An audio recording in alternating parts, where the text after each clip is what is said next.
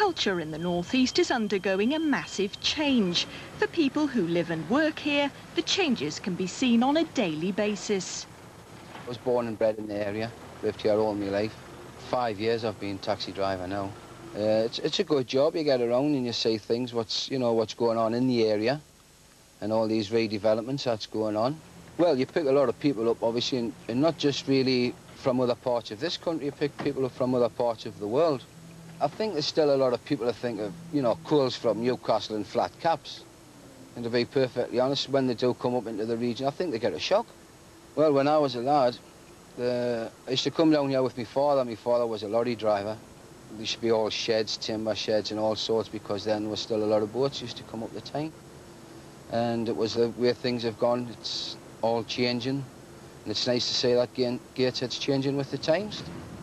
Newcastle Gateshead. At Gateshead at the moment, there's a lot of work going on and the place is absolutely buzzing. Yes, we've got a river in between us, but we've got bridges. And that's what bridges are for, to fetch people together.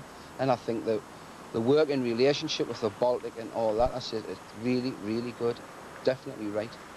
With so much development taking place, there are locations where the old and new are literally right next door. The Central Bar, it's approximately 150-year-olds. It has a good atmosphere. It's really friendly. And there's a night out, it was unbeatable. But the local industry around here has closed down a lot, and over the years. There's a lot of factories and things here, old paper mills, tanneries, which is all gone. So it needs something to revitalise the area. Well, they're building the Hilton Hotel, the music centre, the new converting the Baltic. What's going on now is livening it up a bit. Whilst the developments and investments to the region are giving more choice and variety, many people wonder whether something of the North East's identity will be lost.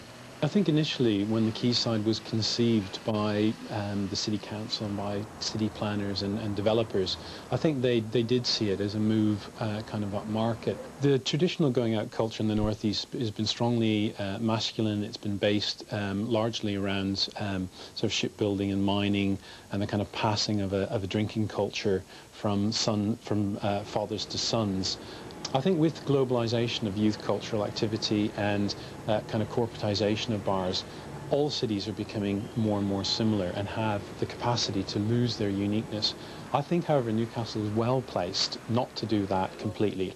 So I think some of those kind of strong cultural elements remain there. But there's an obvious attempt in some sense to change the character of the city, and the Quayside's a good example of that. And with new life breathed into the region, many people are ready to welcome the brave new culture of the North East.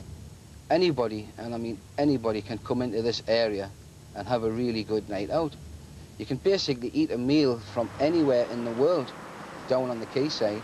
And honestly speaking, I think the pubs and the clubs are definitely catering for everybody who comes into this area. When all this work's finished, I don't suppose that there's going to be many watersides in this country that are anything like what we're going to have here. The Quayside's changed altogether. I've known the Quayside all my life. I've lived down there a long time, and it's definitely, it can't feel. Oh, I'll definitely welcome the guests from the Hilton Hotel in here, as long as they control themselves proper.